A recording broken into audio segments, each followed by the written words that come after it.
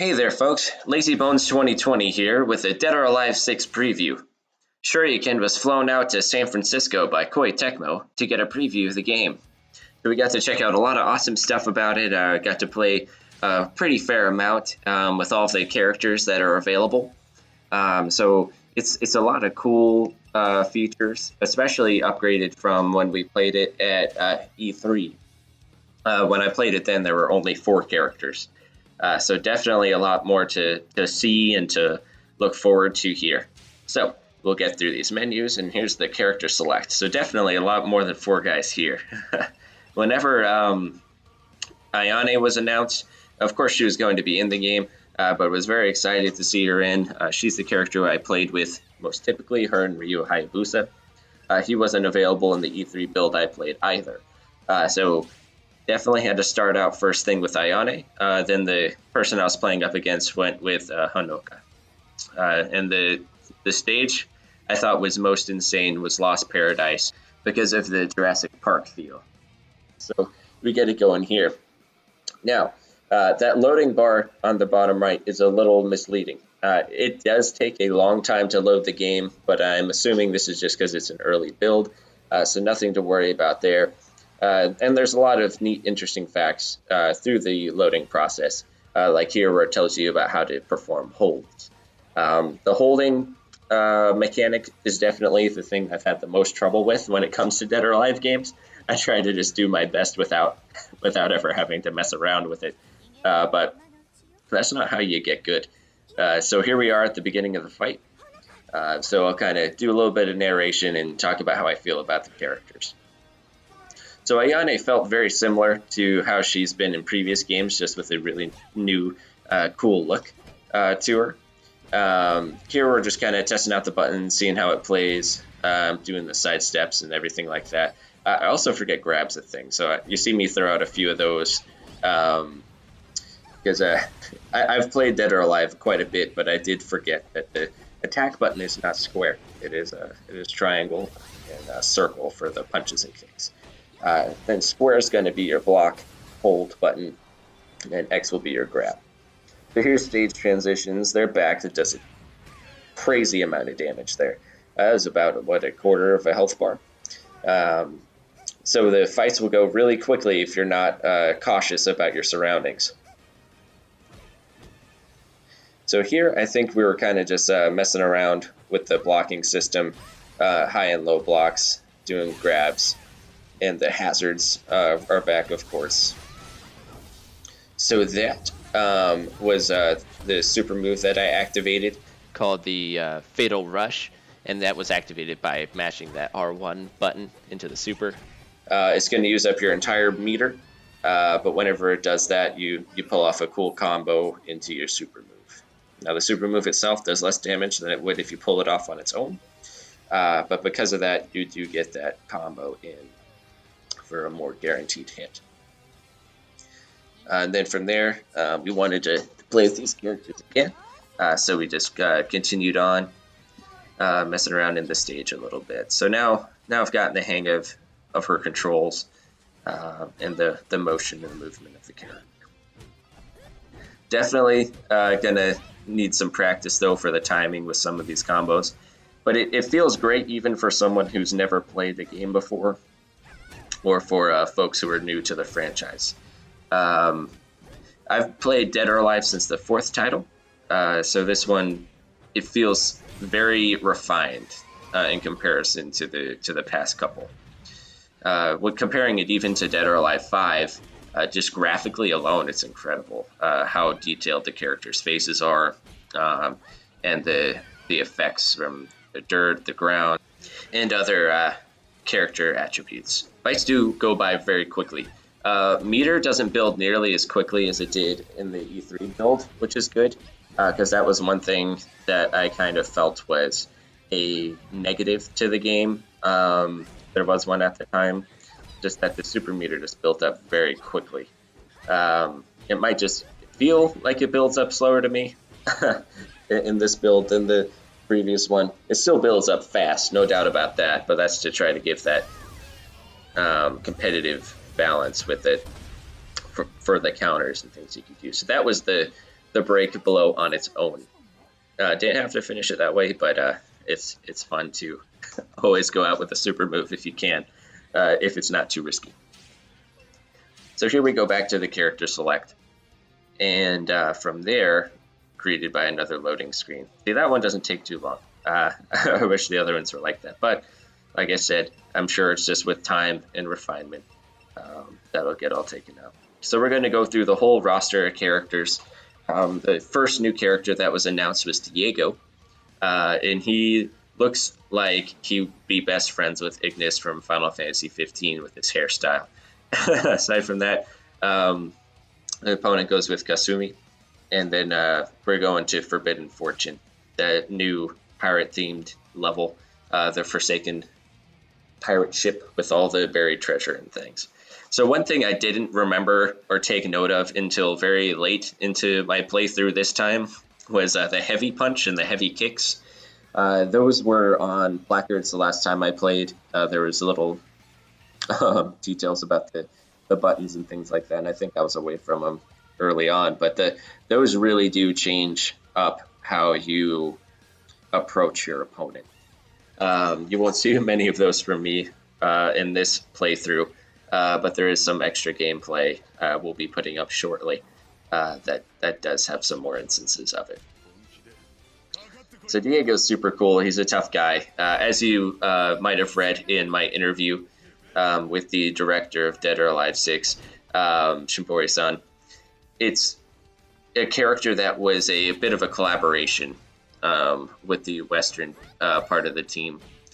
And they wanted him to be a character that Dead or Alive needed when it comes to representation and fighting styles. So here I'm a little bit on the defensive for a little bit, and then once you get in those blows, they're very visually, they feel punishing. Through practice, we found that there are some moves that he has that don't have quite as much armor or invincibility to them as you think they would, but that pulling off these attacks, it always looks fantastic. I feel terrible for hitting Kasumi in the face, but that's just Dead or Alive. You know, it's not pulling any punches. No pun intended there. And that was the break hold, one of those new features of the game, where instead of using your meter to perform an attack, you do the counter move there. And while it doesn't do a ton of damage, it does free you up from the fury of your attacks from your opponent. And then you're able to go right back on the offensive. So there I did the break hold myself, but I didn't go too aggressively afterwards to take advantage. He gets me back with that break hold, and it's a really close match here. And the angles are just so dynamic whenever you pull off those cool moves. The pirate stage is fantastic because of just how ridiculous it is. The explosions from all the barrels that are coming around, and there's a few other surprises as well that we might see with the Kraken. But definitely you can get your opponent's health down very quickly with just a few good combos. But looking at all those particle effects, it's fantastic to see the improvements from the previous entry. So again, another close match. Diego goes in for those quick jabs.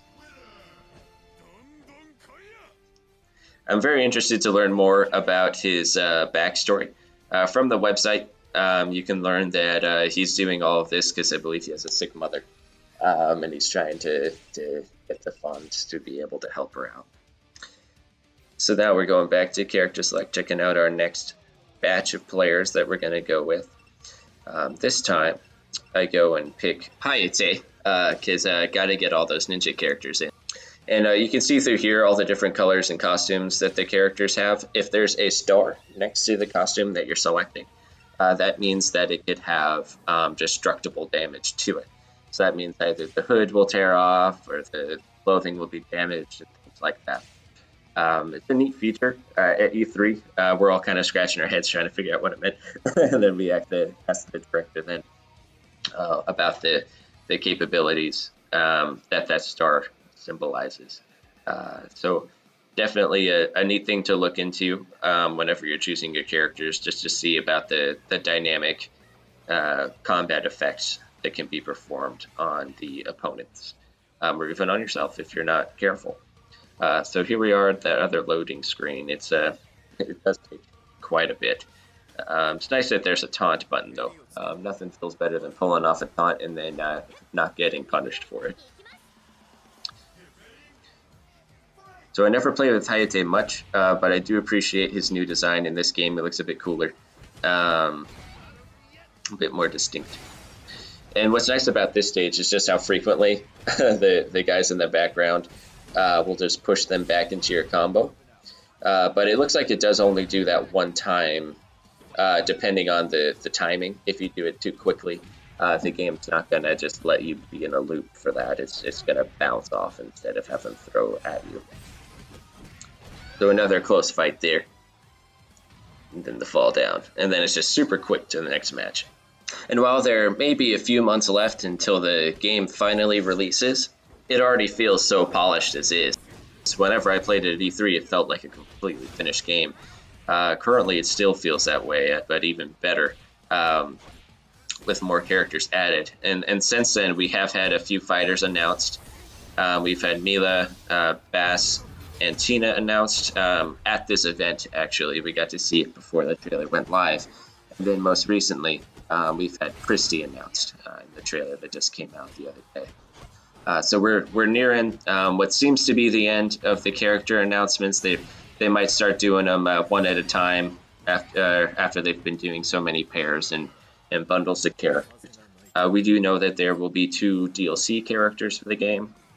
We've got Neo Tengu and Phase 4 for the pre-order DLC and for the deluxe edition of the game. So here we are. There is a little bit of an interlude between so many matches when you play this build. This was the build at TGS, where it kind of breaks the action. You have to load again. So here we are at the character select screen, going to the other fighters that we have. So here I chose Li Fang. I really like her outfit because it feels very Bruce Lee inspired, especially with the yellow. And I don't believe I really played with her much before.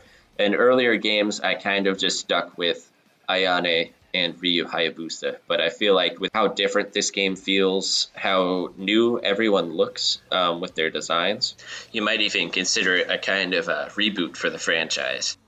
So I'm going to go back through and see who really fits my playstyle. Here we do get another look at the break blow. So the super moves are really easy to pull off. You're just going to hit forward and the special button, typically mapped to R1 or RB on the PlayStation and Xbox controllers respectively. Then you can do the break hold by doing backwards in the special button. And then you can do the break dodge, I believe is what it's called, by doing down or up in the special button. And that's just a quick little sidestep there. So I really did like Li Fang whenever I was playing with her on this map. But definitely Jan Li is a cool fighter as well. I picked him up a little later. And here's that Kraken we were talking about earlier. It's fantastic because not only is it a hazard, it's also a stage transition. That just throws you right down into the bottom. Did a ton of damage there, but that's not stopping my opponent here with this Jan Li doing those good counter moves on me.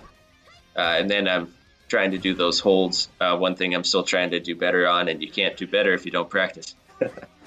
So here we are. I'm getting my face smacked in a little bit here by Jan Li. So that was one of those fatal rushes. They're the auto combos in this game, and they can end with a super move. And they're super easy to pull off too. All you got to do is just smash that R1 button. It's definitely easy to punish if they miss, but man, if you pull that combo off, that's a lot of health.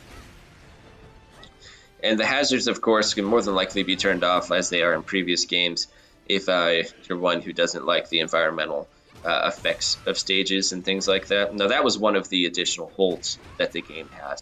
So you can play either 4-way hold or 3-way hold because there are 4 different types of strikes. The 3-way hold kind of balances a couple of the strikes together, so you don't have to worry about them as much. For newer players, the 3-way hold would be more beneficial, but the most standard competitive form is going to be that 4-way hold. So here we're going back to that character select. Ms. Janley was very good. Close fights though, very close. So then from here, we're going to go down through the character select again. And someone who I've been looking to play with that I haven't before was actually Feynman, possibly the least ninja. Feynman's a cool dude. I don't know much about his storyline, but he makes me think of Guile when I look at him, especially in Street Fighter V with those sunglasses. So we're going to see how that all works out in Dead or Alive 6 with this character. So this is the break hold we were talking about earlier. So that only uses 50% of your meter, whereas the break below will use 100%.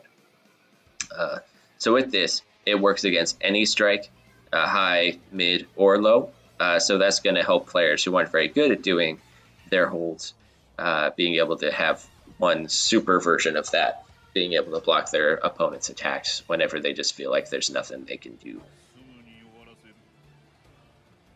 So here we go, Zach's looking dapper as always, with his nice suit and his good dancey moves. So here we've got Feynman. His kicks are nuts. Like, that makes me think about something that like Cammy would do. It's not a move she has, but but just the range and how high he lifts his leg. Maybe it's something that you get from military training. Maybe I should ask someone I know in the forces. So almost pulled it around there, but had to finish it up. So Feynman's a very conservative character, but he does have pretty good range with his punches. He does kind of follow through with those. He's not a very acrobatic character like the ninja cast. And there I go. I just got punished for trying to use my break blow attack, and there I go, losing most of my health.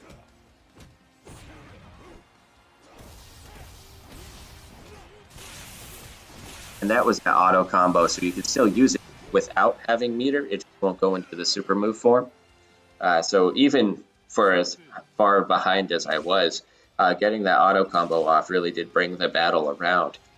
For new players, whenever they utilize that attack string, they're going to have a chance to at least get something going, to at least have an opportunity to make an impact with their gameplay. And here we go. Here's the character I was most looking forward to playing at E3, who wasn't available for me, was Ryu Hayabusa. I love the Ninja Gaiden games, and I feel like he transitions pretty well into the Dead or Alive games, you know, minus the hacking and slashing. So here we are with those buttons again. I still don't believe I pulled off any of the heavy punches or heavy kicks. So definitely forgive me for that, if you don't mind. It is kind of tough with the current mapping if you don't use L1 or R2 to do those attacks, and I really don't like their placement. If I were to remap the buttons, I think I would have the two heavy attacks on one side of the controller, and then have the taunt and special button being on the other side. So there goes Rig, giving me a, run for my money here. Some pretty solid strikes from him. You wouldn't expect a Rig worker to be so light on his feet. And then it's all about control and your spacing, especially with all of these side steps and the hazards that are available within the stages. There's never a dull moment of things that could happen. Sorry, I'm feeling pretty pretty bummed out. I was really looking forward to doing well with Ryu in that round, but the game's so fast paced. You just get right back into the next match, and he did that break blow. So the break blow does go through one hit, so you have a guaranteed super with that. But it's easy to sidestep. You could do a break hold to counter the break blow as well. So it's not an invincible technique by any means. Just something you've got to be aware of, keeping your eye on your opponent's meter. So here's where things turn around a bit. Now we're both kind of on the level playing field. There's a lot going on, getting that break blow off. Good old Ninpo. And you see here, Hayabusa's mask has been broken off, and Rig's hood has been torn off in the fight. So that's just another aspect of the destructible costumes. Very neat, very cool effect there. And then whenever you complete the battle, you can move the camera around. So that's something that you can do with the sticks whenever you've completed a fight before you click next. So it's pretty cool. You can pose and take screenshots and things like that from there. So I believe we've got one more match for you guys here to finish out the character rosters. And one stage transition that my opponent and I were just dying to find. So you're going to see that here whenever I go with Mary Rose and my opponent goes with Helena. I didn't play with Mary Rose very much. I know she was a new character for Dead or Alive 5, but like I said, I was kind of stuck in my ways with the characters I played with there. Now Helena I'm familiar with from Dead or Alive 4, meaning that's where I started. It would be nice to play those older games if they were accessible on current hardware. I'm looking at you, Xbox One backwards compatibility. Maybe one day we'll get those titles on there. But it seems more like Team Ninja is going to be focusing on this title rather than old one. So here we are. We're looking to try to get probably the craziest stage transition on this, at least on the build that we're able to play. So once we're getting this loading through, we basically kind of just mess around, try to figure out what the stage transition is, because we remember that it's a T-Rex, but we didn't remember how to activate it. And it's even better whenever we both realized it. It was kind of a surprise to us, because once we figured it out, we're like, oh, okay. Because here we were trying to determine if all of the eggs were pterodactyl eggs or if they weren't. So trying to, just a regular fight, trying to get each other into the pterodactyl eggs, but it was a lot easier said than done. It's one of the nice things about Dead or Alive that sets it apart, is all these crazy happenings. So with that one, we're like, okay, this is a pterodactyl. No problem there, that makes sense, but are they all pterodactyls? So try to get me over to the next stage transition.